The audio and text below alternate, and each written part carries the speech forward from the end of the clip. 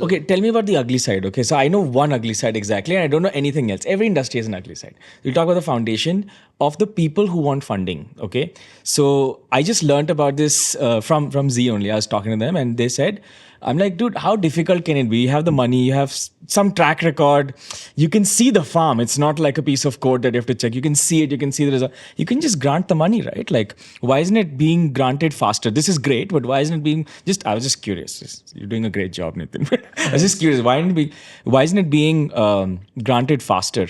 And they said, Pratik, there's something called greenwashing. And greenwashing, as far as I understood, was that a company can actually. Tell me about it. Actually, you tell me about it. What is this practice? No, I mean, And you have to be careful of it, right? Because you can't fund those guys.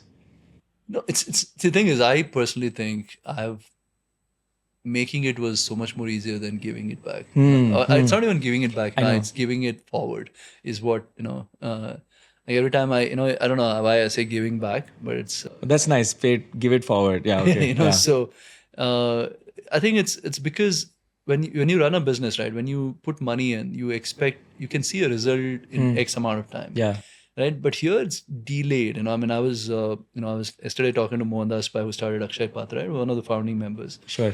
And it took them 12, 13, 14 years to get to a point where they're feeding 1 million kids a day, right? So it's like that.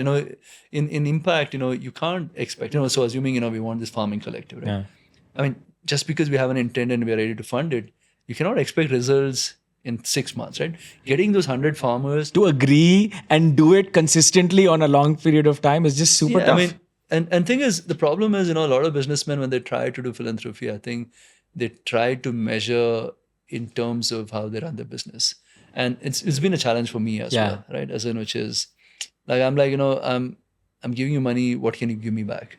Like I know. So it's very transactional in nature, right? yeah. So I think, But like an impact report is something that you deserve to get, right? Like, I mean, no, but it's very hard to measure, and you can't. and it's not every quarter.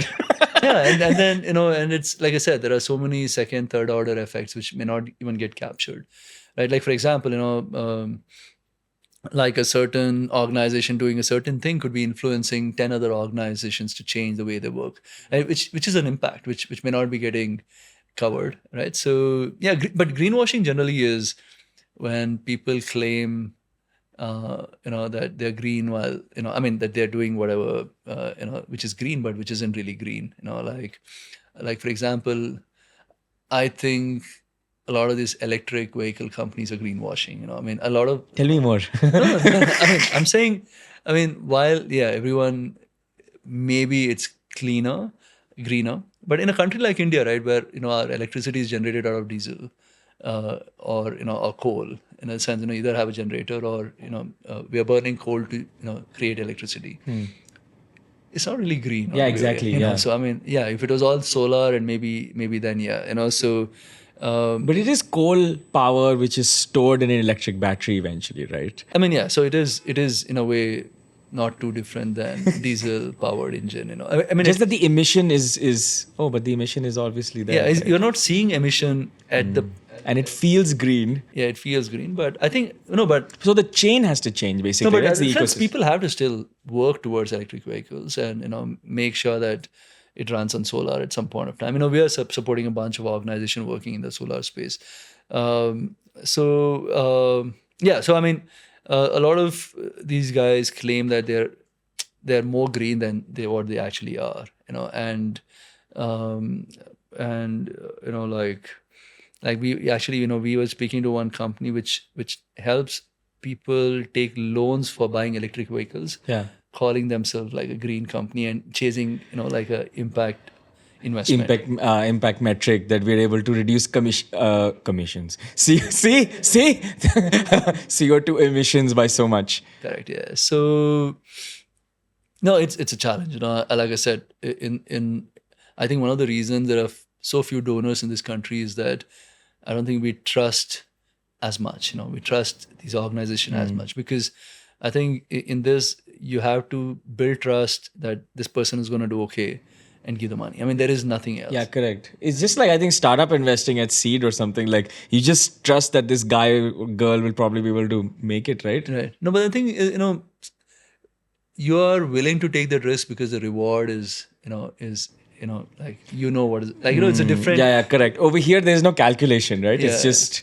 I hope they're able to create an impact. Yeah. No, I think I mean, one of those things that we are excited about is this social stock exchange that SEBI, I mean, the government spoke about. Now SEBI has given one okay, and BSE is going to start it, which is you can have not-for-profits list on the stock exchange, and like the way you invest into for-profit companies, you can invest into not-for-profits. But when you invest, there's no equity in a not-for-profit, right? So what you are investing in is what is called as a zero coupon bond.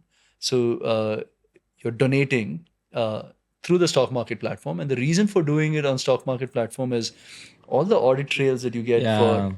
for profit, you also get it for not for profits, right? Because a lot of people today don't donate because they don't trust.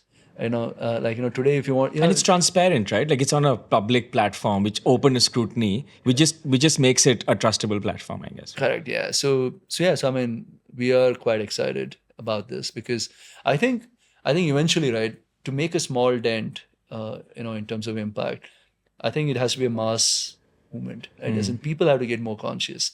There is this, like in the US, right? People who drive the Tesla, Yeah.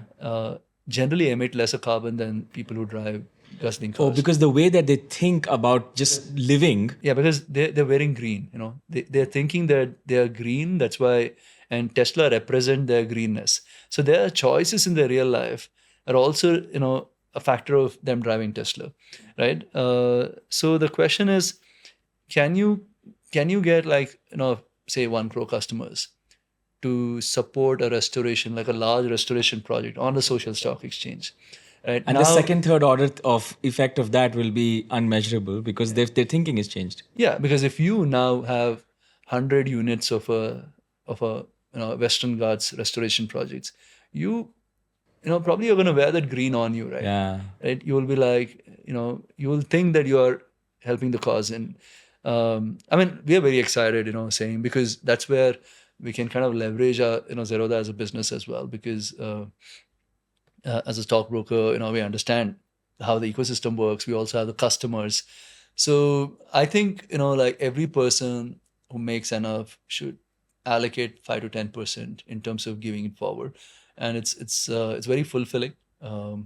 And just Any philanthropist doing a good job that you say, hey, this guy or this I think Nandan foundation. Nilekani, Nandan. yeah, because and both Nandan and Rohini, they've just been doing a brilliant job for a long time, and I mean, there are many, but because I keep interacting with Nandan, and they're in they're in town, and I met them yesterday. I met Rohini yesterday, and I'm just in awe with whatever she was talking about yesterday. So no, I think they're quite amazing. But there are quite a few people, but if I had to name one, it would be them. 30, 40 startups? No, must have been 100 by now. No. I mean, no, we've no, I think around 40, not more than that, because we're not cutting like small checks, right? As in, so it's 2 crores to 10 crores in that range. So yeah, I think it's probably between 40 to 50, as in, like I said earlier, right? I don't know if I should be saying this to you, but I think of all of these investments as a grant in my head. I'm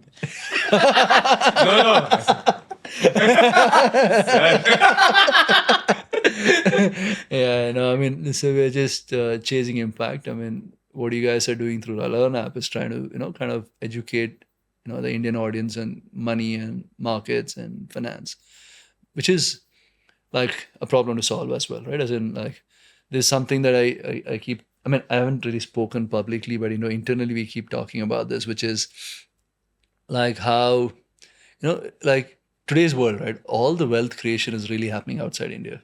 Yeah. I mean, like, if you take the startup ecosystem over the last 10, 15 years, I don't think more than 10% of that wealth is in India. 90% of that wealth creation is held by investors. 10% is really typically founding teams and employees. And you're right. 90% of it is held by foreign investors. So all the wealth creation is really happening outside, right? So in a way, so what are we getting from those startups in India? We're getting jobs.